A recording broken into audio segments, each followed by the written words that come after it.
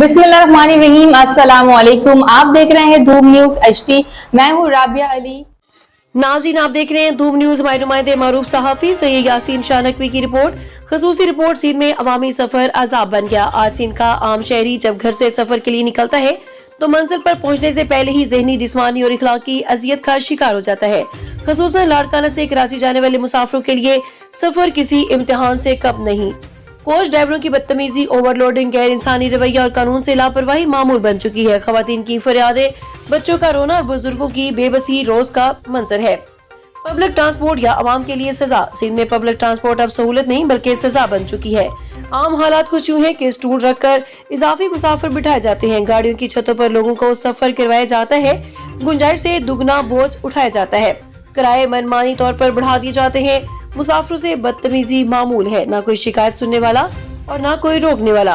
कानून की कमजोरी, गुंडागर्दी का राज। जहाँ कानून कमजोर है वहाँ जाहिल और ताकतवर अनासर खुद को बादशाह समझने लगते हैं। आज सिंध में यही सूरत हाल दिखाई देती है। ड्राइवर, कंडक्टर और मालकान को यकीन है कि ना कोई पूछने वाला है और ना ही सजा देने वाला निजाम मौजूद है।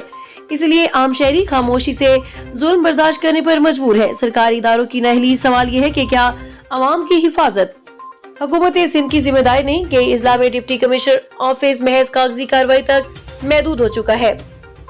ट्रांसपोर्ट पर कंट्रोल न होने के बराबर है। नोटिस लेने का रिवाज खत्म हो चुका है और करप्शन आम है। ऐसे में आवाम को बेरोजगार और मददगार महसूस करते हैं। मोटरवे पुलिस का किरदार सवारी निशान। National highways and motorway police का किरदार भी तनकीद की जद में। आम तासर यह है कि सख्ती सिर्फ ट्रकों तक महदूद है जबकि मुसाफिर कोचों को नजरअंदाज किया जा रहा है।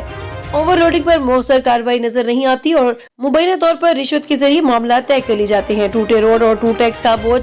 सिंध की शहरें जगह जगह टूट फूट का शिकार है। खतरनाक स्पीड ब्रेकर, गैर हमवार पुल और गैर कानूनी टू टैक्स आवाम के लिए मजीद परेशानी का सबब है। खवातीन और कमजोर तबका सबसे ज्यादा मुतासर। सबसे ज्यादा मुश्किलात खवातीन, बच्चों और बुजुर्गों को पेश आती है।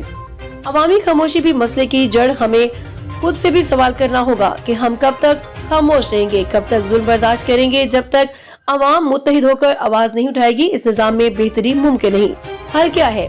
ट्रांसपोर्ट निजाम की सख्त निगरानी, ओवरलोडिंग पर जीरो टॉलरेंस पॉलिसी, किरायों के मुकर्रर नरखों का निफाज, फाल शिकायती निजाम, दयानतदार अफसरान की तैनाती, अवाम में कानूनी शऊर की आगाही। ये सब मुमकिन है, शर्त सिर्फ नीयत और अमल की है। सिंध जो तहजीब और मेहमान नवाजी के लिए जाना जाता था आज बद इंतजामी का शिकार है।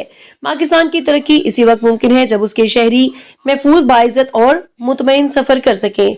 अगर आज भी खामोश रहे तो कल हमारा सफर सिर्फ सड़कों पर नहीं बल्कि जिल्लत की राहों पर होगा। कैमरामैन टीम के साथ हमारे नुमाइंदे मारूफ सहाफी सैयद यासीन शाह नकवी, धूम न्यूज सिंध।